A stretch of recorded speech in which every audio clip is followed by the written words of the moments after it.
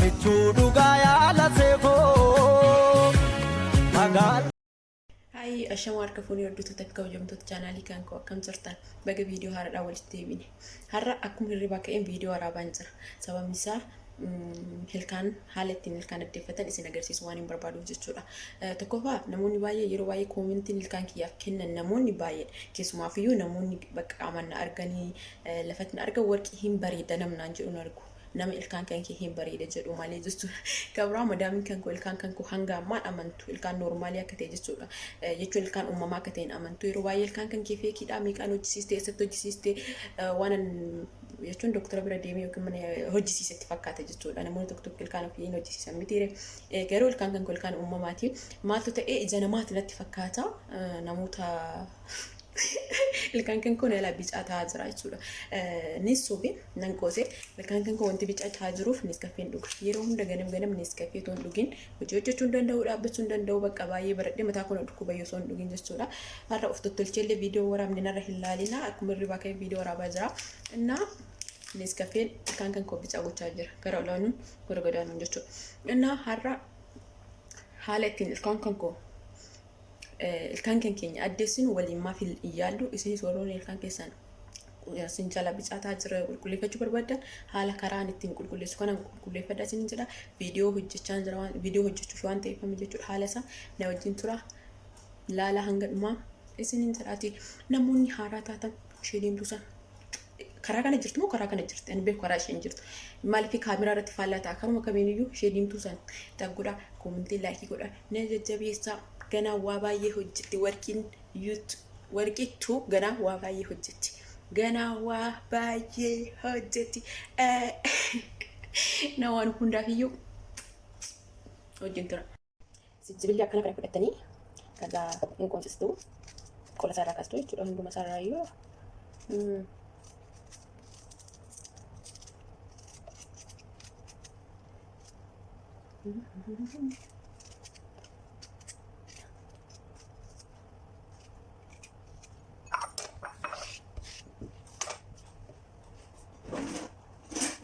wantoota maqaa kana lamatu jira isa kan isa guddaa kana osoo hin taane isa xiqqaa kana faayidoo jechuudha.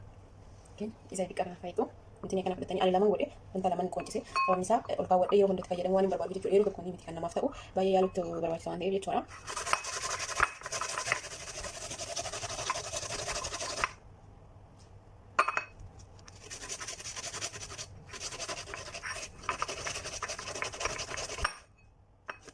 Bulleessa kun garuu maal fakkaatee beeku malee bulleessuun qabu ture hammana ani immoo haramaan qofa qabna beektanii wanta akkanatti fayyadamu kan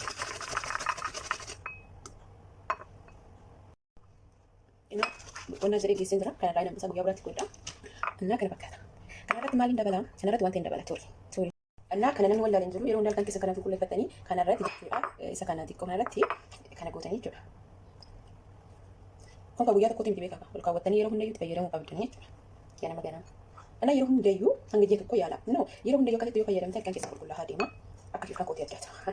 Ilaalaa. Waliin dhoofta. Xiqqootti dabaluu barbaachisaa natti fakkaata. Wanti tucaale, zinjibillatu caale. Yaa rabbi ilkaan koo addeessuun barbaadaan. Ilkaan kan koo namoonni baay'ee warqee ilkaan kee addata. Ilkaan kee baay'ee bareedanaa jettanii ija namaatti ta'e ani beeku. Olala ana jalaa bicaa ta'e. Addeessuuf yaalaan jira. Baay'ee yeroo hundaa niskafee waan hin dhuguuf akkasuma chokkolaa wantoota adda adda biyya kanatti nyaanna waan ta'eef kan kenna akka biyyaa dhufnee miti dhugaa duraan gaafa ilkaan kan koo akka hin nyaaddaatu cabbii fakkaata dhugaa innaa mana jala taphannaa jechadhee jira amma yaaluu leela innaa mana fincaanii seenitiin yaala na wajjin tiraa. Kun akkuma isin agarsiise amma immoo ergachuun hidha jechuudha. Meebii nama gubataa ani beeku sinjibilli gubichaa ani beeku sodaachaan jira yeroo hundayyuu yaala kana birallee ani ittiin fayyadamee beeka waan hundaa ta'eef baay'ee bareedaadha lafa nama hin qulqulleessa isinin jedha.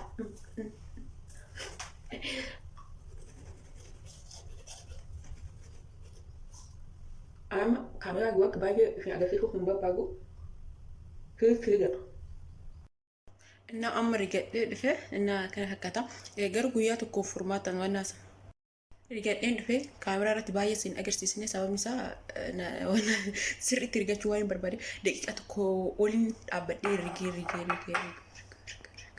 Innaa guyyaa tokkoon wannaa isaan argitanii yeroo hundayyuu akkatti yaalaa fakkeenyaaf ana baay'ee narraa hafee oh my god lafa dha'e wannaan isaa jechuudha baay'ee narraa hafee yookiin firiijii keessa godhee yookiin immoo alallee godhee homaa ta'uu hin danda'u godhee yeroo hunda ganamatti fayyadama.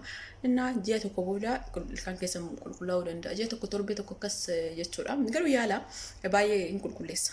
Isa nama jalatti nama ta'u kana akkas bica ta'uun jira ilkaan namarratti sun hin qulqullaasin hin jedhati akkasanii na wajjin turaa waan arge hundayyuu waan fuula namaatiif gaarii ta'us waan ofii koo yaalee yaa wanti kun sirriidha jedhu hundayyuu isin agarsiisuu hin danda'a. Waan feekii barsiisuu hin jaaladhu yeroo baay'ee namoonni maaliif warqii waan rifeensa guddisu maal hin barsiistu naan jedha.